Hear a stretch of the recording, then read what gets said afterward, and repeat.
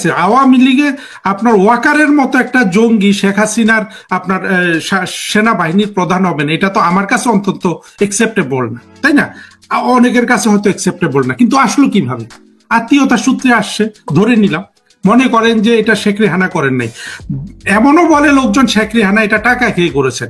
তো এই জিনিসগুলা যখন বলে, হ্যাঁ, সবাই তো কানা ঘুষা করছে, আর এগুলা পাবলিকলি না বললে শেখ রেহানার কি লাভ হচ্ছে? বরঞ্চ এই জায়গাগুলোতে বঙ্গবন্ধুর যে কোর পরিবার, যেটা শেখ হাসিনা ডিফাইন করেছেন, যে উনি কিন্তু শেখ হেলালকে ওনার পরিবার বলেন না, উনি বলেছিলেন, পার্লামেন্টে দাঁড়িয়ে বলেছেন যে আমার পরিবার বলতে আমি, রেহানা, আমার 2 ছেলে মেয়ে, রেহানার 3 ছেলে মেয়ে, 3 বা 2 জন, যাই হোক, এই হলো আমার পরিবার। শেখ হাসিনা তার পরিবার ডিফাইন করেছে। আমেরিকার সাথে অত্যন্ত প্রজ্ঞার সাথে যদি কূটনীতি করেন, তিনি সারা পৃথিবীর রাষ্ট্রনায়কদের মধ্যে আজকে থেকে 200-300 বছর পরে যদি ইতিহাস লেখা হয়, প্রথম 10 জনের মধ্যে থাকবেন শেখ হাসিনা। উনি এখনো থাকবেন, কিন্তু সেইটাতে এই ব্যর্থতার কথাটাও লেখা থাকবে যে 5ই আগস্ট উনি ফেল করেছেন। হ্যাঁ, সেটা আমেরিকা হইতে পারে, হু এভার ইজ দ্য রেস্ট, আমি মানে কে করিয়েছে সেটা বড় জিনিস না। বড় জিনিস হলো যে পরাজয়টা তো শেখ হাসিনাকে, এবং অপমানটা শেখ হাসিনাতে হয়েছে। এবং আমি মনে করি এই জন্য শুধু সেনাবাহিনী বিগড়ে যাওয়াটাই, কিন্তু শুধু সেনাবাহিনী যদি না বিগড়াতো এটা তো হতো না। তো সেনাবাহিনী কেন বিগড়ালো? সেনাবাহিনী বিগড়ালো, ওনার হাতে তো ভালো জেনারেল ছিল। জেনারেল মুজিব আজকে বাংলাদেশে থাকতে পারেন না। জেনারেল মুজিব কেন সেনাবাহিনী প্রধান ছিলেন না? কেন দরকার হলে যে আরেকটা মেজর জেনারেলকে যে এখন ওরা অপমান করতেছে, জিয়াউল হাসান, উনি কেন সেনাবাহিনী প্রধান ছিলেন না? ওয়াকারকে কেন সেনাবাহিনী প্রধান হতে হবে?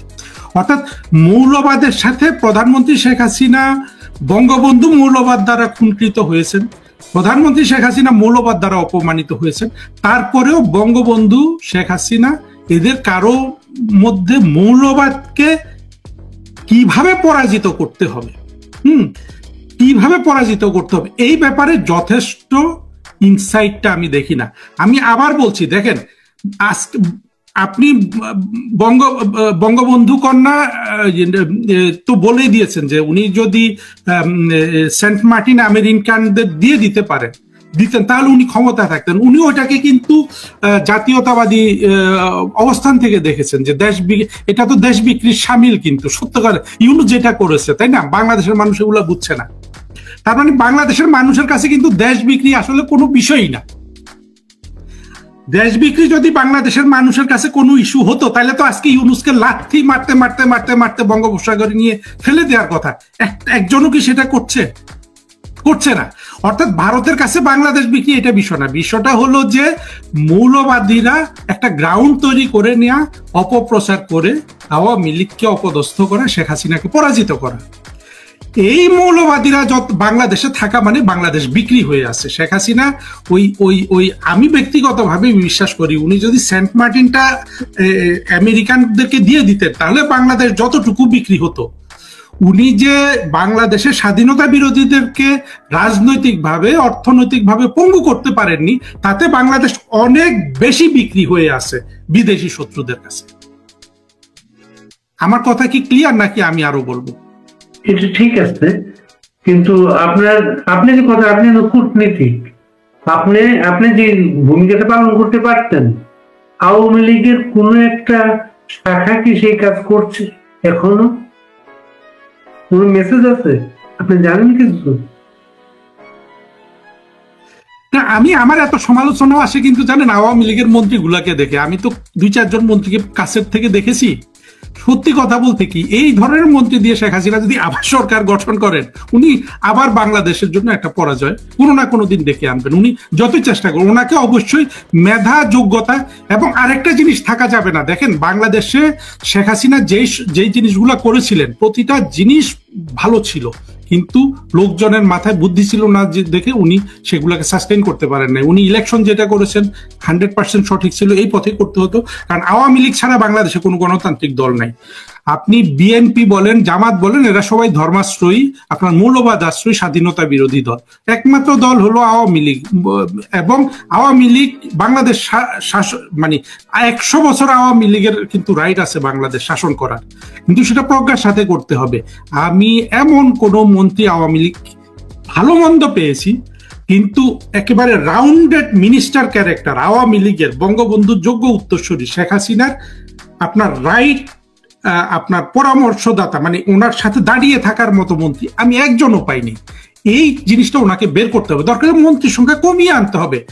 আমি একবার সৌভাগ্যক্রমে আমার একবার ইয়ের সাথে দেখা হয়েছে, ওনার বাসায় গিয়েছিলাম কোনো একটা কারণে, মতিয়া চৌধুরী। একেবারে আপনি ধরেন, এটা অনেকেই গল্প করেছে, বোঝাই যায় যে এই মহিলা ঘুষ খায় না। আপনি কি 10টা মানুষ পান না আওয়ামী লীগের মন্ত্রী বানানোর জন্য যে ঘুষ খায় না? আপনার 100 মন্ত্রী কেন বানাইতে হবে? আপনার জন্য তো 10 কোটি মানুষ আপনার সাপোর্টে আছে। অর্থাৎ জিনিসটা হলো যে কে ঘুষ খেয়েছে, দেখেন সব বলেছিল না সব টাকা চুরি করে ফেলেছে, আজকে তো ইউনূসের আমলে টাকা অনেক বেশি চুরি হচ্ছে। বাংলাদেশের মানুষের কাছে দুর্নীতিও কোনো বিষয় না, কারণ আমরা সবাই দুর্নীতিবাজ হইতে চাই। আমি সৎ আছি কারণ আমি সুযোগ পাই না। বিষয়টা হলো রাষ্ট্র যখন শাসন করবে, মন্ত্রীর বিরুদ্ধে দুর্নীতির অভিযোগ আসতে পারবে না, অর্থাৎ আসলেও সেটা কার্যকরভাবে খণ্ডন করতে হবে। অর্থাৎ শেখ হাসিনাকে সরকার চালাইতে হলে শেখ হাসিনাকে প্রথমে ধরতে হবে যে আমি কুমির এবং সাপের খাঁচায় রাষ্ট্রটা শাসন করি, সেইখানে এক বিন্দু 1 সেকেন্ডের শিথিলতার সুযোগ নাই, কারো কোনো ধরনের শিথিলতার সুযোগ নেই।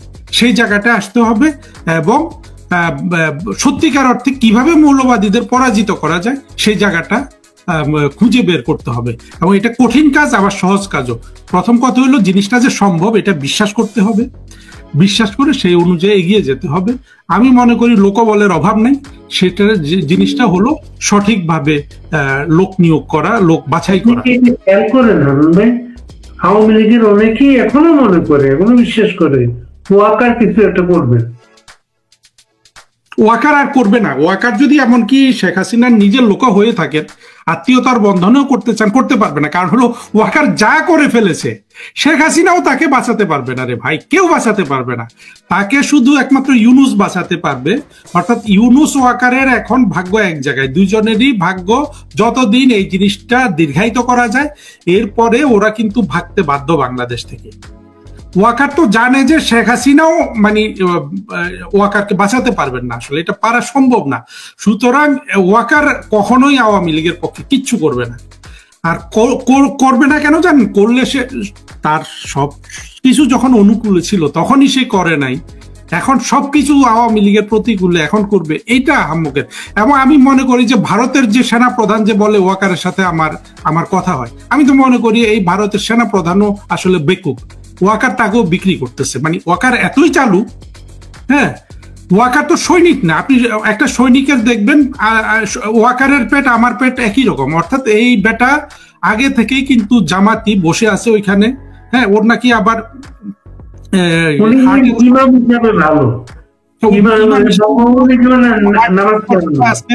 এই ধরনের জামাত পেলে হার্টে ফুটা থাকলে আপনি ফুটাটা আরো বড় করে দিবেন যাতে এরা দ্রুত মরে যায়। সেইটা না করে আপনি এদেরকে জামাই বলে জামাই আদর করবেন, আপনাকে ফেলে দিবে। দেখেন, বঙ্গবন্ধু মোশতাককে কিছুই করে নাই। মোশতাক কি তার জন্য একটু রহমত করেছে বঙ্গবন্ধুর উপর? ওয়াকারকে তো আমি কিভাবে ওয়াকার পারে বলেন?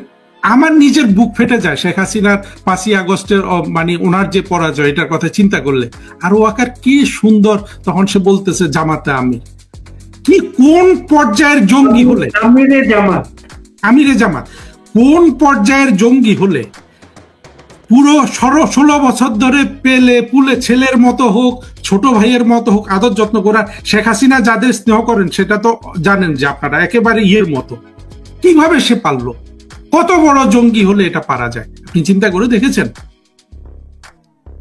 আওয়ামী লীগের লোকজন ভাবে, কারণ আওয়ামী লীগের লোকজন আসলে কি বলবো, দেখেন 4 আগস্ট রাতে উনি গণভবনে বলে আসলেন উনি সব দায়িত্ব নিচ্ছেন, আর কারো করতে হবে না, উনি সবকিছু করবেন। গণভবনে বেরিয়ে গিয়ে উনি খালেদা জিয়ার নিরাপত্তা উপদেষ্টাকে ফোন করেছে, ফোন করে পরের দিন সকাল 10টায় আসতে বলেছে। এর আগে আওয়ামী লীগের সমস্ত কর্মসূচি ওয়াকার উল্টো করিয়েছে।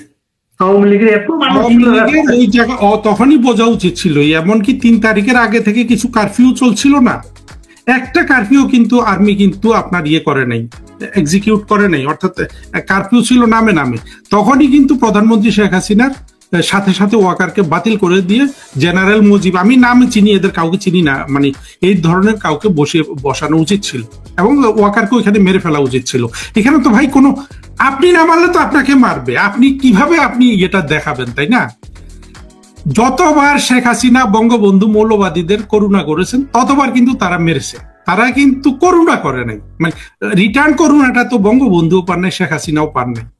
সুতরাং ভবিষ্যতে যাতে আর করুণার কোনো জায়গা না থাকে সেই জায়গাটা, এখন করুণা না করে তো আসলে জিনিসটা বুদ্ধিমত্তার সাথে করতে হবে। জিনিসটা হলো যে এটা এমন নয় যে আমি ধরে ধরে মারলাম, তা না, এইটা পুরো 18 কোটি মানুষের একটা দেশ, জনগণকে সাথে রেখে তাদেরকে কনভিন্সড করে বাংলাদেশের, আমি মারার কথাটা বলাটা আমি ঠিক মনে করি না, আমি মারার ধরতে বিশ্বাস করি না, বলেছি সেটা হয়তো আসলে আবেগ থেকে বলেছি। আমি মনে করি যে আইনগতভাবে বাংলাদেশে যারা মৌলবাদী স্বাধীনতা বিরোধী আছে তাদেরকে রাজনৈতিক অর্থনৈতিক দুটো জিনিস, এদের রাজনৈতিক শক্তিকে শূন্য করতে হবে, অর্থনৈতিক শক্তিকে শূন্য করতে হবে, এবং এখানে যদি কেউ বাগড়া দিতে আসে তাকেও শূন্য করে দিতে হবে। সে যদি আমার বোন হয় তাকে বাগড়া, মানে আমি আমারও বলছি, একেবারে ইন্ডিকেটিভলি বলছি, আমার ছেলে হয়, সেটা জয় যদি নেতা হন, এখন পুতুল যদি এসে বলে যে এই মৌলবাদীকে বাঁচাতে হবে, তাহলে পুতুলকে আগে নিরপেক্ষ করতে হবে না।